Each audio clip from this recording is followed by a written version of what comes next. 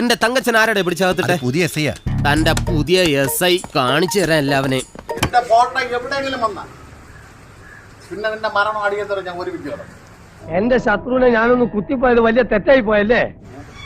എന്റെ ഫോട്ടോ മാധ്യമത്തിൽ വന്ന പറഞ്ഞുകൊണ്ട് നീ മൊബൈലിലെടുത്ത് ഫേസ്ബുക്കിലല്ലേ എവിടെ ഇട്ടാലും ശരി തന്നെ. എന്റെ ഫോട്ടോ നിന്നെ ഞാൻ ഉറക്കും. നിനക്കൊക്കെ എന്നെ ശരിക്കും അറിയാൻ പാടില്ല. ഇതിന്റെ കടയിൽ കൂടെ എനിക്ക് കുറച്ച് ചില കൂടാവും. എന്താലേ അവനാ ശുഷ്കാന്തി കണ്ട പോലെയാ. എല്ലാത്തിനും കുത്തും ഞാൻ. 4 മാസമായിട്ട് കത്തിക്ക് റെസ്റ്റാണ്. എന്റെ ഫോട്ടോ വല്ല മാധ്യമത്തിൽ നിന്നെ കൊണ്ട് പറ്റത് നീ ചെയ്തു പോകും. എനിക്കാരും പേടിയില്ല.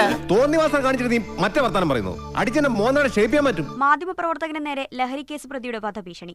എടാ നിനക്ക് ഒരു വാക്ക് പറയാൻ പാടില്ലായിരുന്നോ? നീ എന്റെ ആളാണെന്ന്. പ്രതിയുടെ വീഡിയോ പകർത്തുന്നതിനിടെയാണ് ഭീഷണി മുഴക്കിയത്. കംപ്ലൈന്റ് ആയിട്ടൊന്നുമില്ല സാർ, നമ്മുടെ ചെങ്കീരി.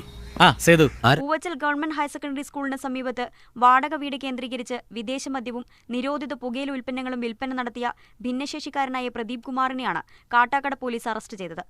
ഓഹോ, എന്നിട്ടാണ് നിന്നെ ന്യായം പറയണത്? 10 വർഷത്തോളമായി മുളമൂട് ജംഗ്ഷന് സമീപം പരസ്യമായാണ് ഇയാൾ കച്ചവടം നടത്തിയിരുന്നതെന്നാണ് നാട്ടുകാർ പറയുന്നത്. ഇതാ എല്ലാരോടായിട്ട് പറയാണ്, എന്നെ അനുസരിച്ചും ബഹുമാനിച്ചും ജീവിച്ചാൽ കൊള്ളാം. ശരിയാക്കാടോ.